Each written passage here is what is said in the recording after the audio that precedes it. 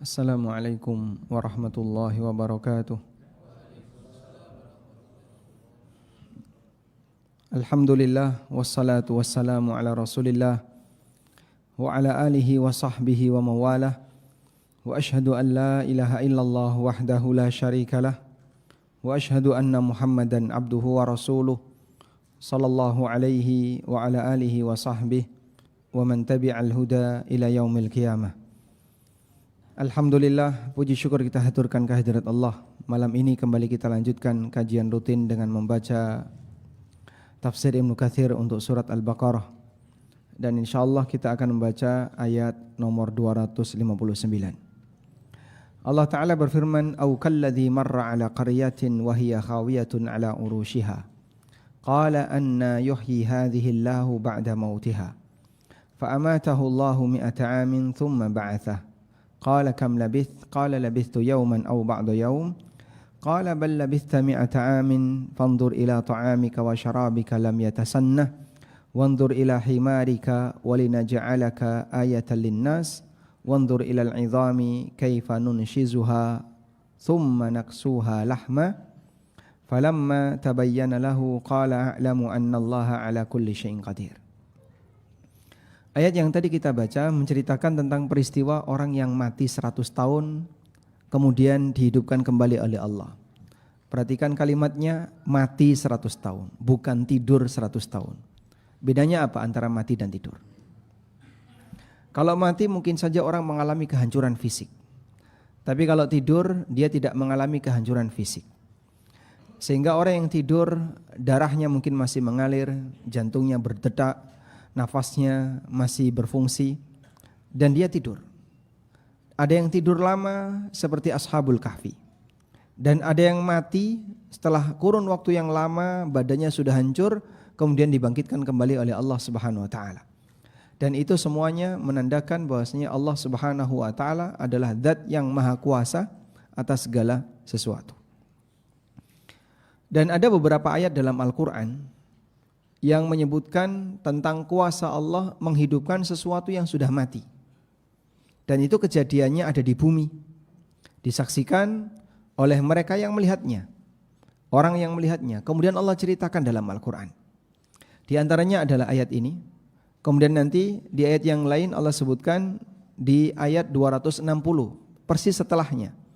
Wa idh qala Ibrahimu rabbi arini kaifa tuhyil mauta. Ingatlah ketika Ibrahim meminta kepada Rabb-Nya, "Ya Allah, tunjukkan kepadaku bagaimana kau menghidupkan makhluk yang sudah mati." Sampai kemudian Allah Subhanahu wa taala tunjukkan kepada Ibrahim bagaimana cara Allah menghidupkan burung yang sudah dicacah-cacah oleh Ibrahim, kemudian disatukan kembali oleh Allah Subhanahu wa taala, lalu jadilah burung yang hidup. Baik, sekarang kita akan fokus pada ayat yang tadi kita baca. Al-Hafidz Ibnu Katsir rahimahullahu taala menyebutkan, "Au kalladzi marra 'ala qaryah." Kenapa di situ diawali dengan kata au, dengan huruf ataf au? Atau seperti orang yang marra 'ala qaryatin, yang melewati sebuah daerah.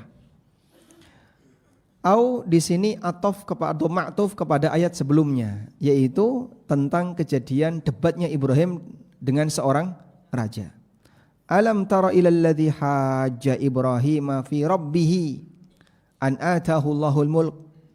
Tahukah kamu tentang orang yang mendebat Ibrahim tentang Rabb-nya, mendebat Ibrahim tentang Allah.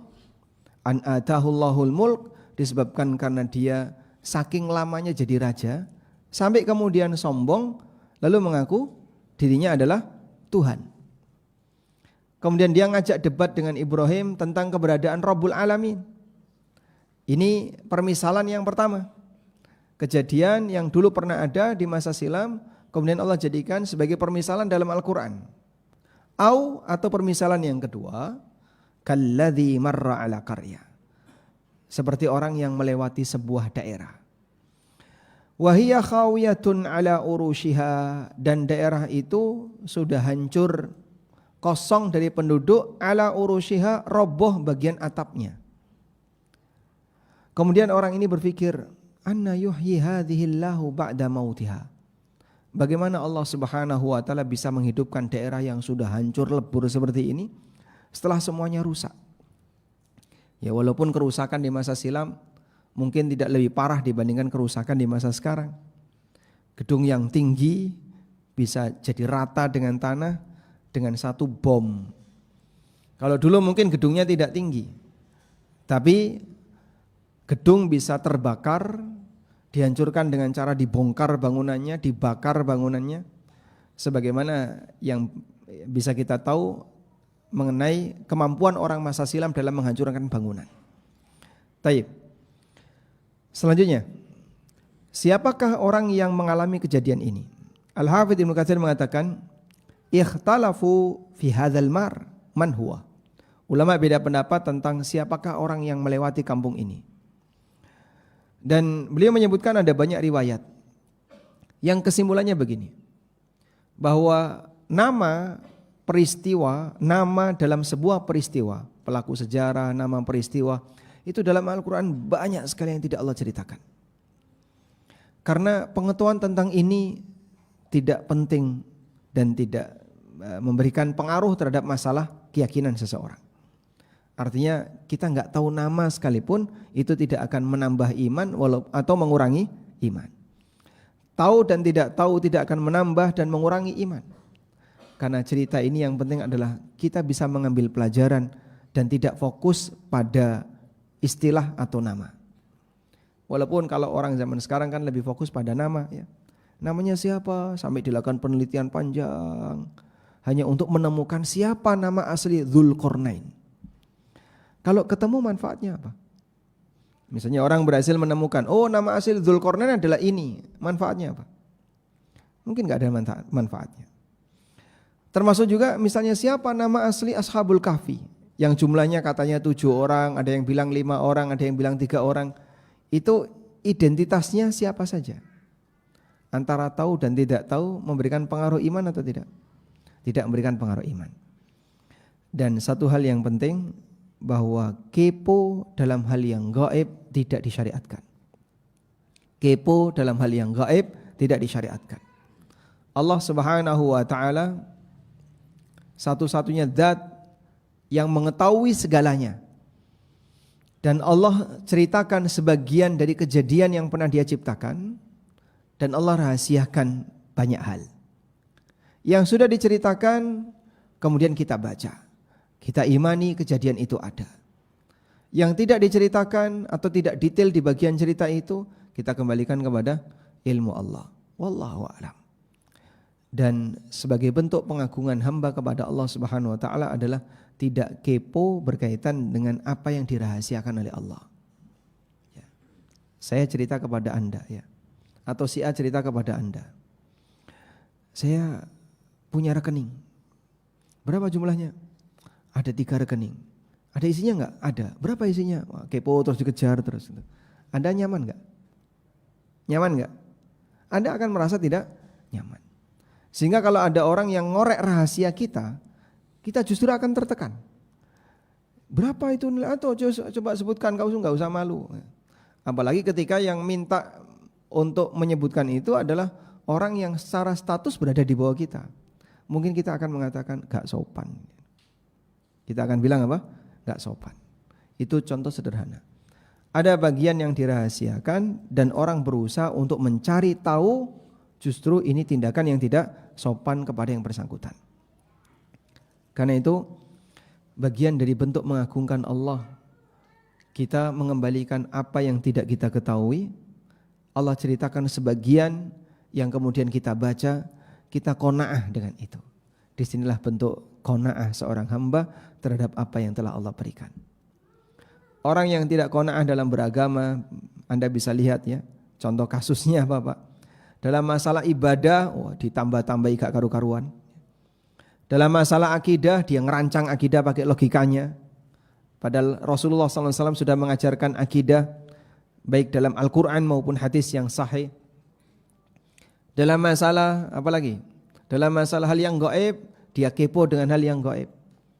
Akhirnya kadang ada orang bicara masalah tanda-tanda hari kiamat yang enggak ada dalilnya sama sekali, pakai teori cok gali cok ra cocok.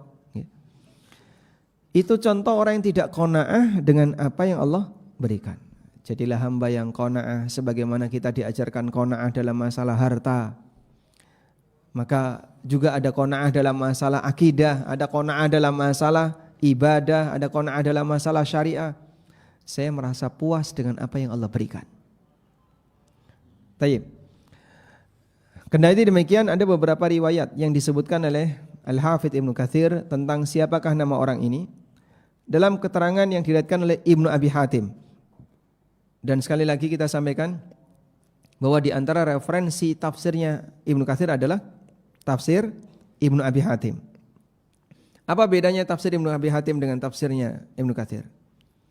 Ibnu Abi Hatim karena beliau termasuk ulama penulis hadis, tafsirnya itu pakai riwayat seperti Ibnu Jarir At-Tabari.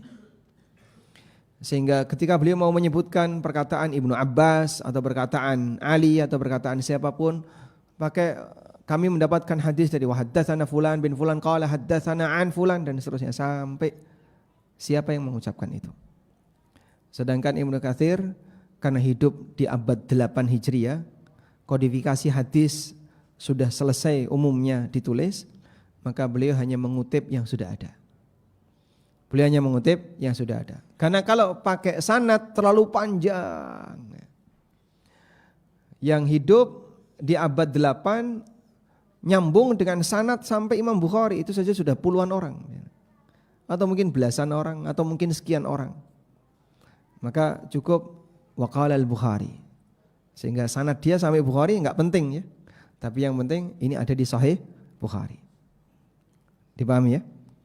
Karena ketika sudah terkodifikasi, sanad di bagian ujung ini yang paling penting. Dari mulai Bukhari sampai Abu Hurairah, Bukhari sampai Ibnu Umar, Bukhari sampai Ibnu Abbas, itu yang penting. Tayyib. Ibnu Abi Hatim meriwayatkan dari Isam bin Rawat, dari Adam bin Abi Iyas, dari Israel bin Abi, dari Abi Ishaq, dari Najiyah bin Ka'ab, dari Ali bin Abi Thalib. Siapa saja itu Pak? Wallahu a'lam, saya juga enggak tahu ya. Yang jelas itulah nama-nama perawi yang kadang ketika kita disebutkan tidak ngerti. Karena kita jarang bersinggungan dengan ilmu rijal seperti ini. Intinya diriwayatkan oleh Ibnu Abi Hatim dari Ali bin Abi Thalib, beliau pernah mengatakan orang yang dimaksud dalam ayat ini adalah Uzair. Orang yang dimaksud dalam ayat ini adalah Uzair. Dan juga diriwayatkan oleh Ibnu Jarir At-Tabari dari Najiyah nafsahu dengan sanad yang semisal dan matan yang semisal. Dan ini merupakan qaul masyhur, pendapat yang masyhur juga diriwayatkan dari Ibnu Abbas, Hasan Al-Basri, Qatadah dan yang lainnya. Sementara menurut Wahab bin Munabbih, orang yang dimaksud adalah Armiya bil Halqiyah. Dan ada juga yang mengatakan wa huwa ismul Khidir. Orang yang dimaksud adalah Nabi Khidir. Dan masih banyak keterangan yang lain. Ada juga yang menyebut Al-Khidir itu ya Armiya bin Halqiyah tadi. Itu nama aslinya adalah, nama asli Khidir adalah Armiya bin Halqiyah. Wa ala kullin di sini hanya masalah perbedaan tentang nama, dan kalaupun kita tidak tahu tidak jadi masalah. Selanjutnya, wa qala Mujahid bin Jabr, sementara Mujahid bin Jabr mengatakan huwa rajulun min Bani Israil. Orang ini adalah salah seseorang dari kalangan Bani Israel. Wa dzakara ghairu wahidin. Nah, di sini ada satu fenomena yang menarik. Sebagian ulama menceritakan saat orang ini meninggal dunia umurnya 40 tahun. Dan dia sudah punya anak saat itu di usia 20 tahun. Saat orang ini meninggal dunia di usia 40 tahun, dia sudah punya anak di usia 20 tahun. Lalu Allah Subhanahu wa taala matikan dia. Kemudian Allah hidupkan dengan fisik 40 tahun. Sehingga sama seperti fisik ketika dimatikan. Jadi usianya berapa? 140. Tapi fisiknya 40. Sehingga ketika dia sudah mencapai usia 140 tadi, padahal fisiknya 40 tahun, ketemu anaknya usianya 120. Dan orang masa silam usianya panjang. Dia ketemu anaknya di fisik usia 120. Jadi sudah beruban, sudah putih. Dan anaknya punya cucu usia 90. Wa kanal jaddu syaban. Maka si kakek ini paling muda. Sementara anaknya dan cucunya syaikhani kabiran. Sementara kedua anaknya dan cucunya sudah tua. Anaknya 120, cucunya 90. Sudah putih semua, Pak. Qad balagal haram, dan sudah mencapai usia tua. Masya Allah. Dan ini bentuk keajaiban. Allah Subhanahu wa ta'ala kuasa untuk menjaga jasad hamba, sehingga walaupun dia sudah berusia ratusan tahun, tapi fisiknya seperti usia 40 tahun. Masya Allah. Umur berapa Mas ini? 33. Rasanya masih belasan ya. Masya Allah. Kuasa Allah. Baik.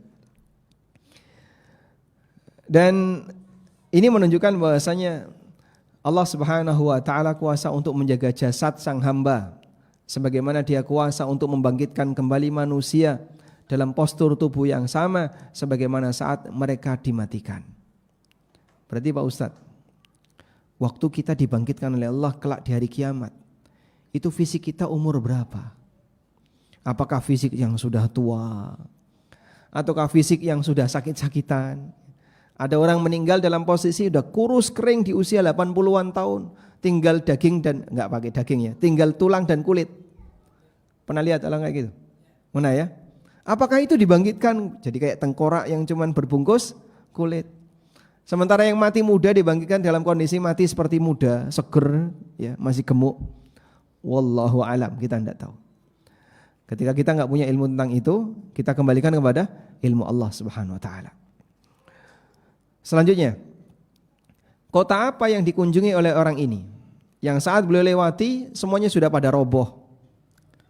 Al-masyhur, pendapat yang masyhur di kalangan ahli tafsir, annaha Baitul Maqdis. Kota ini adalah Baitul Maqdis. Marra 'alaiha ba'da takhribi Bukhtansar laha. Orang ini melewati Baitul Maqdis setelah dihancurkan oleh Bukhtansar. Raja Bukhtansar sudah pernah kita ceritakan ya. Salah satu di antara raja kafir yang pernah menguasai semua daratan. Tayyib. Wa qatala ahlaha, dan dia membinasakan, dia membunuh, membantai penduduknya. Wa hiya khawiyah, dan kota itu khawiyah. Khawiyah bermakna kosong, ay khawat an ahliha. Kosong dari penduduk. Kota itu sudah hancur, enggak ada penduduknya. Ala urushiha ay sakitatun sukufuha wa judranuha ala arasatiha. Maksudnya adalah atap-atapnya semuanya pada roboh. Semuanya hancur. Mungkin dibinasakan dengan cara dilempari manjanik, batu besar yang dilempar pakai ketapel besar. Sehingga atapnya hancur, tembok-temboknya hancur. Kemudian penduduknya, masyarakat dibantai semuanya. Fawaqafa mutafakkira. Maka orang ini pun dia mulai berpikir. Fi ma'ala amriha ilaihi ba'dal imarah al-'azimah. Dulu kota ini adalah kota besar. Kota yang ramai, penduduknya banyak, bangunannya megah-megah, tapi sekarang hancur seperti ini. Anna yuhyi hadhihi Allahu ba'da mautiha. Kapan Allah Subhanahu wa taala akan mengembalikan kota ini seperti sedia kala? Mungkin Anda pernah berpikir kalau lihat bagaimana suasana Suriah, Pak ya. Suriah yang luluh lantak kayak gitu, Pak. Kal'ihnil manfus. Seperti kapas yang gak karu-karuan ya. Atau seperti daun yang dimakan ulat. Atau kita melihat misalnya Gaza yang luluh lantak seperti itu.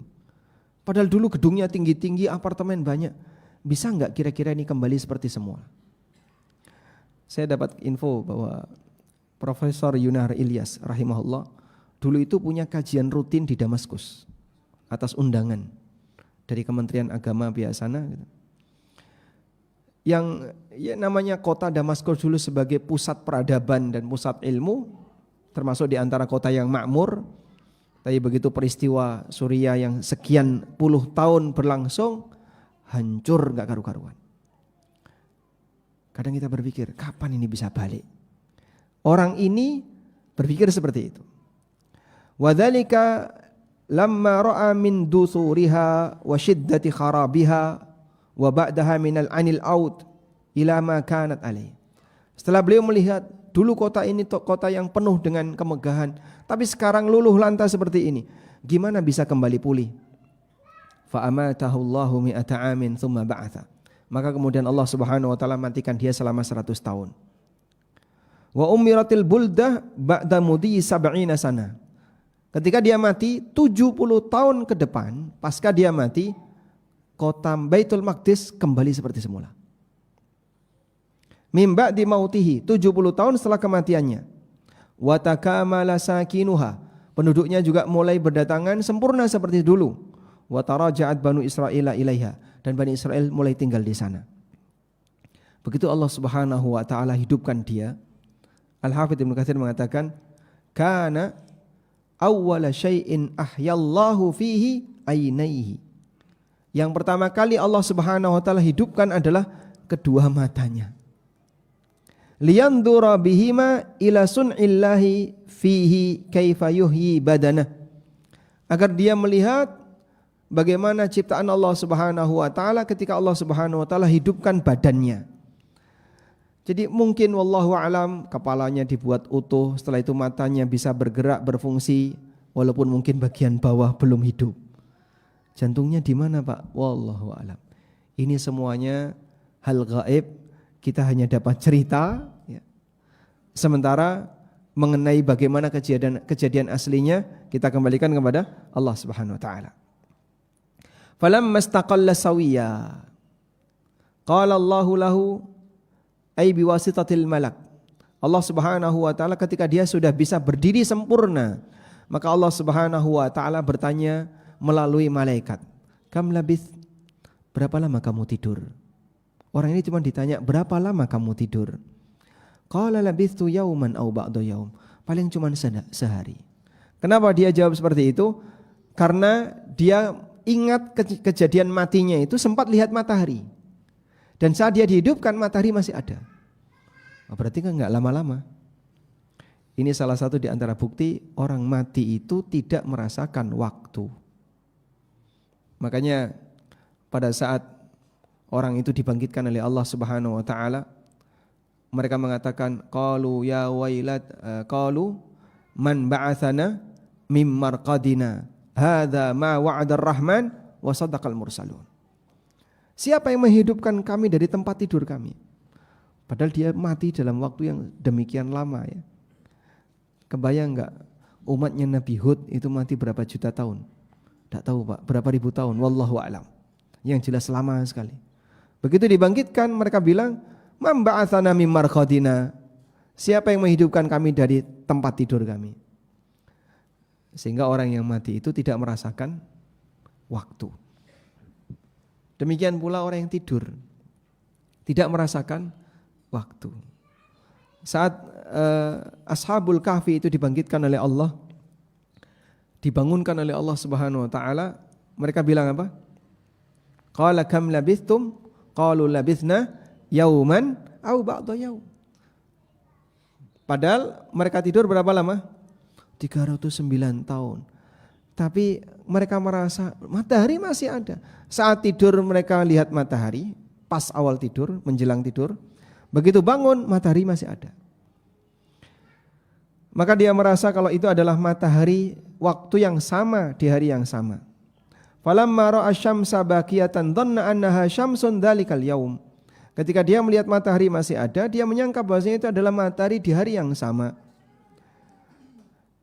Wa dzalika annahu kana ma'ahu fima dzukir. Kemudian Allah Subhanahu wa taala melanjutkan ceritanya. Qala bal labithta mi'ata amin. Dijawab oleh malaikat, kau tidur selama 100 tahun. Fandur ila ta'amik wa syarabik lam yatasanna. Coba kau lihat, makanan dan minumanmu tidak berubah. Kenapa tidak berubah? Allah menjaganya. Baik. Al-Hafidz Ibnu Katsir mengatakan, annahu kana ma'ahu fima dzukir.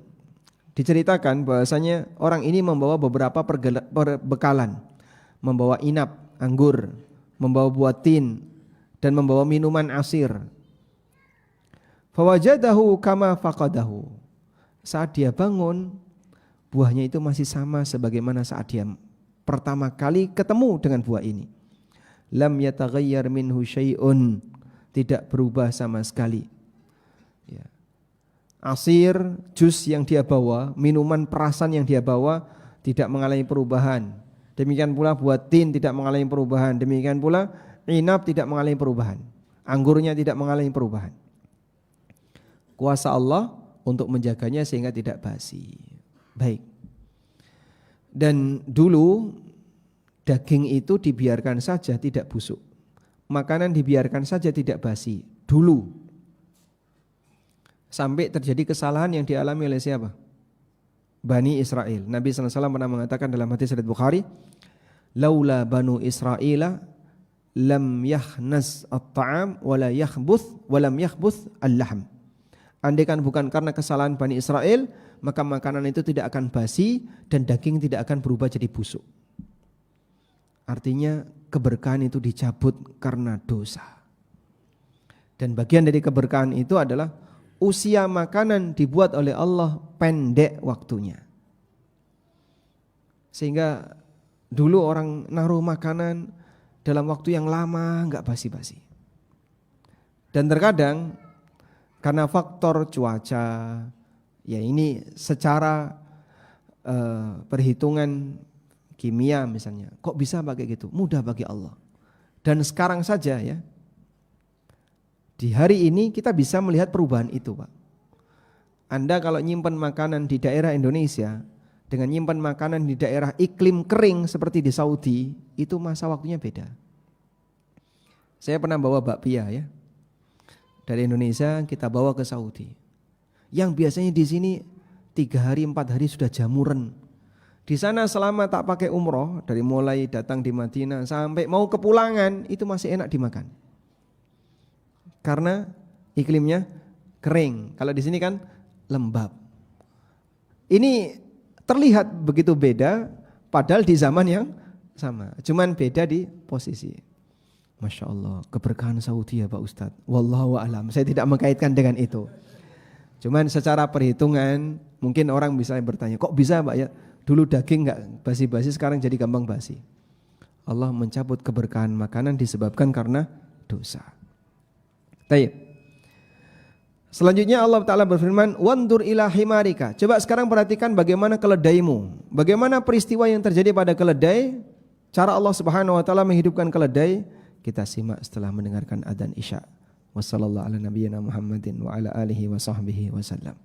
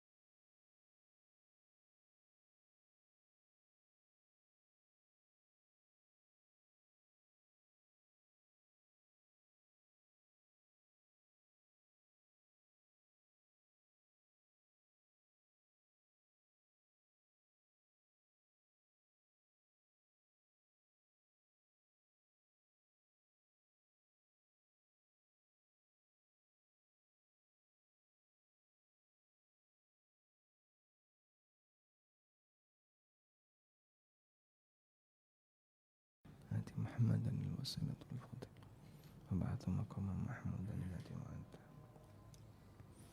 Alhamdulillah wassalatu wassalamu ala Rasulillah wa ala alihi wa sahbihi wa mawalah wa asyhadu an la ilaha illallah wahdahu la syarikalah wa asyhadu anna Muhammadan abduhu wa rasuluh. Wandur ila himarik. Sekarang perhatikan ke arah keledaimu. Kaifa yuhyihillah wa anta tandur. Bagaimana Allah Subhanahu wa taala menghidupkan keledaimu dan kau bisa melihatnya.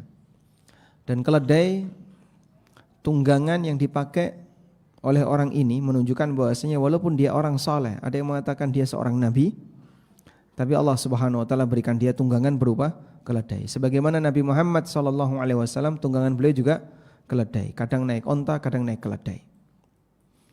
Kemudian Allah meminta untuk melihat bagaimana Allah menghidupkan keledainya. Walinaja'alaka ayatan linnas. Kami jadikan ini sebagai tanda kuasa bagi manusia. Dalilan alal ma'ad, sebagai bukti kalau adanya hari kebangkitan. Wandur ilal idhami kaifa nunshizuha. Perhatikanlah kepada tulang-tulang keledai itu. Kaifa nunshizuha. Nunshizuha maknanya apa? Narfa'uha, angkat. Tulang itu diangkat oleh Allah. Mumbul, Pak, terbang. Lalu terangkai dengan tulang-tulang yang lain. Nunshizuha artinya kan berdiri ya. Wa idza qila syuzu fanshuzu. Kalau kamu diperintahkan untuk berdiri, berdirilah.